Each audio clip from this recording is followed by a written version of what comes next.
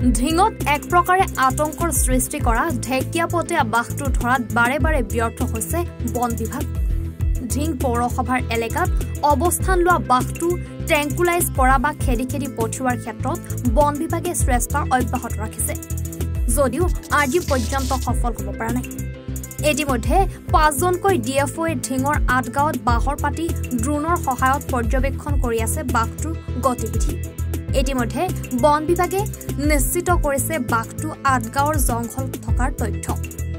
ৰাজ্যৰ বন বিভাগৰ উপৰিও চুবুৰীয়া ৰাজ্য মেঘালয়ৰ পৰা বন বিভাগৰ প্ৰায় এটা বিশেষজ্ঞ দল উপস্থিত হৈ ঢেকিয়াপতীয়া বাঘটোৰ সন্ধানত বিশেষ ড্ৰোনৰ সহায়ত পৰ্যবেক্ষণ চলাই আছে। মুঠৰ ওপৰত বাঘটো ট্ৰেংকুলাইজ কৰিবলৈ সৰ্বশক্তি প্ৰয়োগ কৰি আছে বন বিভাগৰ দলটোৱে, লগতে নগাঁও আৰক্ষী প্ৰশাসনে। কিন্তু ইমানৰ পাছতো কিমান দূৰ সফল হয় বাঘটো ট্ৰেংকুলাইজ কৰাৰ ক্ষেত্ৰত সেয়া সময় ক'ব।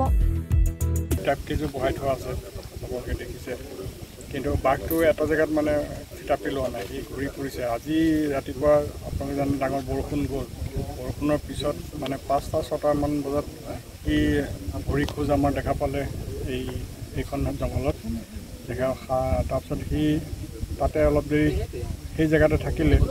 পিছত আকৌ এইফালে আমাৰ পূব দিশে আহিলে, পূব দিশলৈ আহোঁতে আমি চালোঁ পূব দিশত আকৌ সি উভতি গুচি গ'ল। তাৰমানে এই জংঘলখনৰ মাজতে সোমাই আছে, তাতে আপোনাৰ নিশ্চিত। বৰ্তমান আমি নিশ্চিত হৈছোঁ যে বাঘটো এই জংঘলখনৰ ভিতৰতে আছে। সেইকাৰণে আমি ৰাইজক আহ্বান জনাম যে তেখেতসকল সুৰক্ষিত হৈ নিজৰ ঘৰত থাকে। আৰু ইতিমধ্যে আমাৰ টীম আহি আছে ট্ৰেংকুলাইজ কৰিবলৈ, JCB লৈ বা ফটোটো কৰিবলৈ চেষ্টা কৰিব।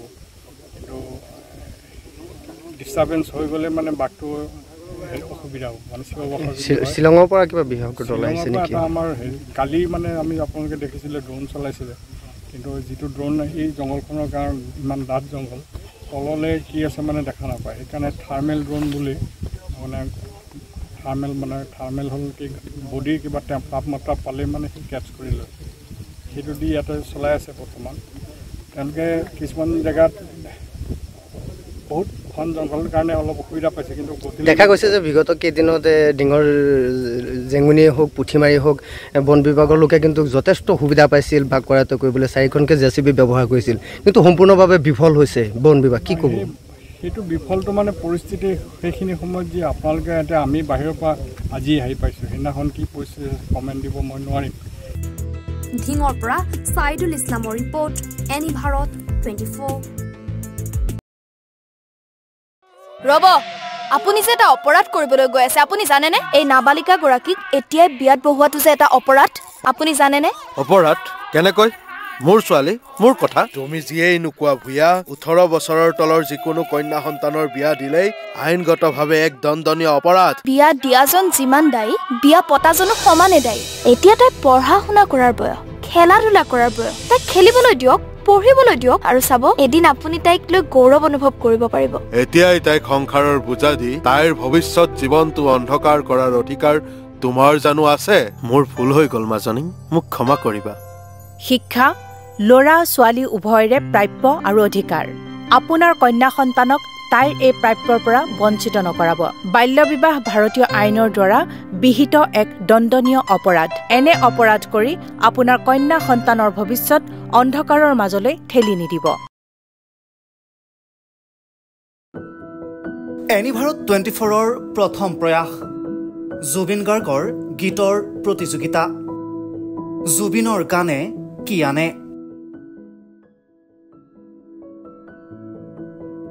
অডিশ্যনৰ বাবে যোগাযোগ কৰক 8638661821 আৰু 8812831556 নম্বৰত। এনি ভাৰত 24 উদ্যোগত এটা নতুন সংগীতৰ প্ৰতিযোগিতা আয়োজন কৰা হৈছে, য'ত মোৰ গানৰ প্ৰতিযোগিতা হ'ব। আপোনালোকে তাত প্ৰতিযোগী হিচাপে আহিবলৈ পাৰিব, আৰু মোৰ ফালৰ পৰা আন্তৰিক শুভকামনা জনাইছোঁ। আৰু অনুষ্ঠানটোৰ নাম হৈছে গানে কি আনে। সকলোকে মৰম জনাইছোঁ, সকলোৱে আহক, ইয়াত অংশগ্ৰহণ কৰক। Thank you very much, love U.